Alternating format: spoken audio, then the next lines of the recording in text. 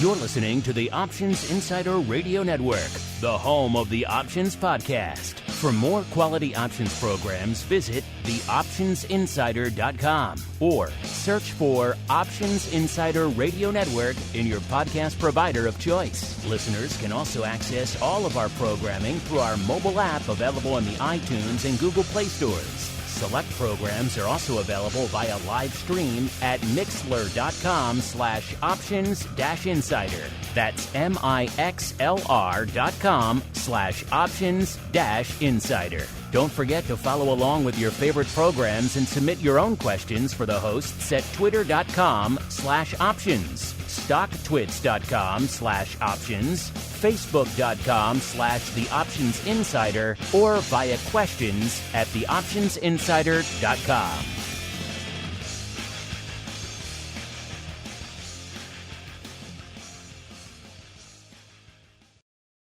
Welcome to the Options Playbook, the program where we break down cutting-edge option strategies and explain how you can incorporate them into your own portfolio. Whether you're looking to grow your capital with some offensive maneuvers or protect your investments with defensive plays, you can find them all in the Options Playbook. The Options Playbook is brought to you by Ally Invest. Anything mentioned today is for educational purposes and is not a recommendation or advice. Options involve risk. Please refer to ally.com/invest/disclosures to review additional risks involved with trading options. Securities offered through Ally Invest Securities LLC, member FINRA and SIPC. Now, let's open the playbook and get started. Hello and welcome to Options Playbook Radio. I'm your host, Brian Overby, Ally Invest Senior Options Analyst and author of the Options Playbook. I should let you know that we are taping on a Fed day today. It is Wednesday, May 4th, and the markets are closed, and the markets rallied hard into the close. I guess they liked what they heard from the Fed today. And what we're going to do is address the fact that, well, maybe there's a potential rally. Maybe we found a bottom. It's just a big maybe overall. A lot of people keep trying to come up with reasons why inflation may have hit a precipice and we may be getting a little bit of a bounce back in the market. The people seemed to believe the Fed when they say that they are not going to, well, they're not anticipating raising interest rates 0.75 of a point next time around. They are looking to do a 50 basis point move, and that has put some steam in the rally. We got the VIX back down around 25 today, and so we're going to do something just based off of that. Another one of those good old FOMO trades. The NASDAQ is the marketplace that's been beaten up probably the most since we've had our little bit of our downturn. A lot of the mega caps. And we saw that when we saw the FANG stocks come out and announce earnings. They really didn't help the marketplace out very much. It started with Netflix, which was a huge speed bump in the marketplace. And then we had a fairly decent down day after Amazon's earnings. And that gets me to last week's trade in Amazon. As always, we kind of like to look at Amazon because Amazon, as far as I can remember, always announces their earnings on the close on a Thursday. That means you have a very expensive underlying stock at this point in time. It is. They're looking to do a 20-for-1 split. But you have an expensive underlying stock that has high implied volatility, and you have option contracts that have 1 day to live. So we usually look at some type of butterfly, and literally last week we said, the market seems to want to be bearish. So for the first time in a while, why don't we just get bearish on Amazon? So we went out basically the expected move to the downside. And we did a very inexpensive butterfly. Butterflies are usually cheap when we're looking at the put side, a little bit more so than the call side because of the way the skew is. But you throw in the high implied volatility, that is caused by the earnings. And yeah, butterflies are going to be cheap. Now, the biggest question is, if you did this trade, did you get out, right? Because we looked at it, and granted, the markets were closed. We did a 1-day butterfly. That meant that the options expired on the 29th. We talked about this trade on the 27th.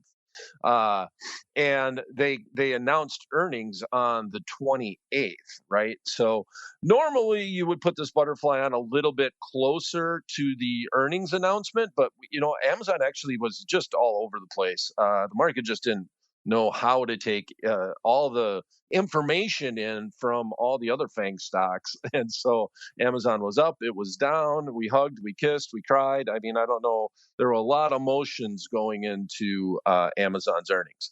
Well, bottom line is, here's the strikes that we picked, and if we could have filled it at the midpoint after the close, it was trading right around 10 cents. That would have been a real solid fill, but I just went with the information that we had. So it was a 10-cent net debit to the account. That means for every 1 by 2 by 1 butterfly that we looked at, we were paying $10 plus commissions, of course, and that's going to be our max risk on that trade. So the strikes that we looked at were the 25.50 put, selling 2 of the 25.70 puts, and buying 1 of the 25.90 puts. Now, obviously, all the same expirations. They would have had 1 day to live.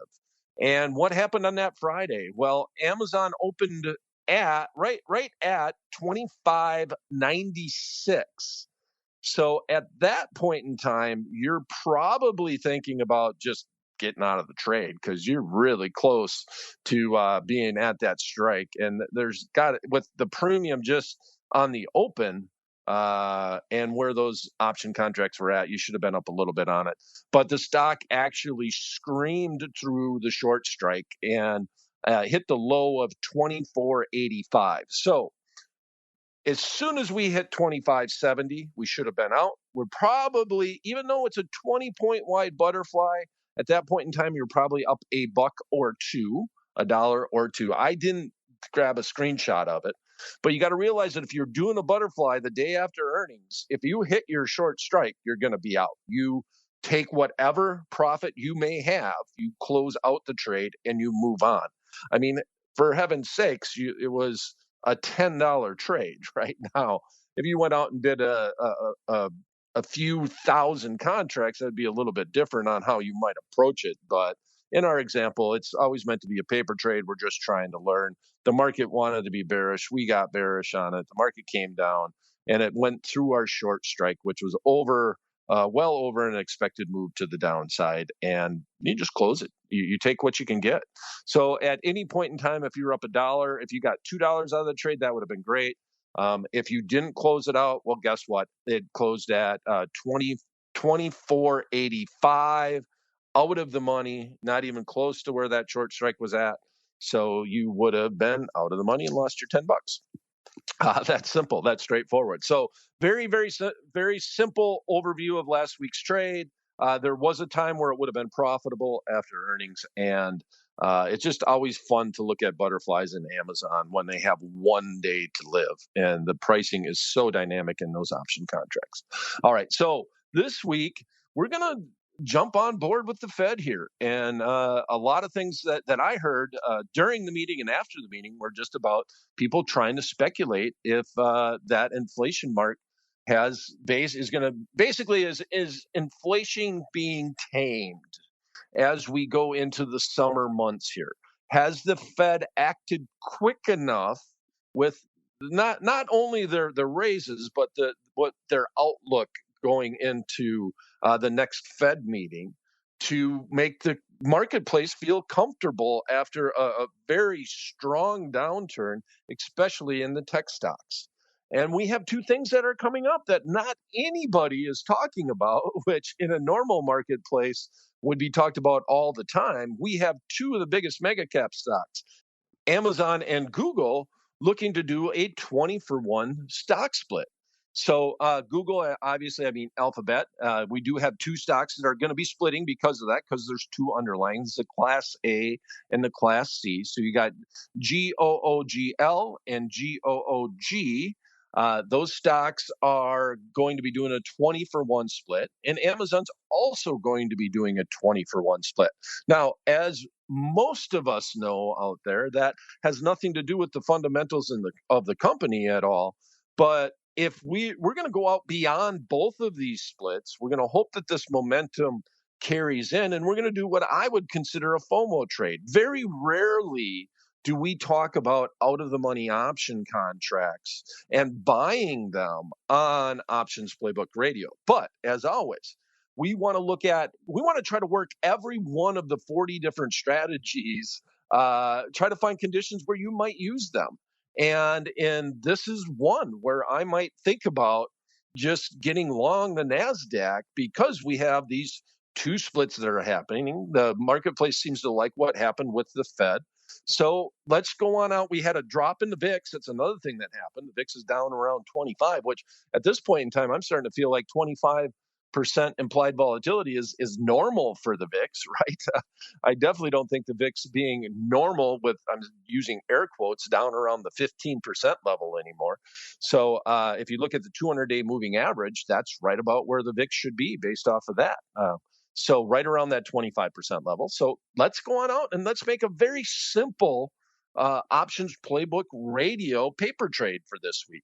We're going to go and look at the QQQs. We're going to decide, well, what type of bounce back might we be looking for in the QQQs? And we're going to use that to try to pick our strike. And we're going to buy an out of the money NASDAQ. The ETF that tracks the NASDAQ is the QQQ.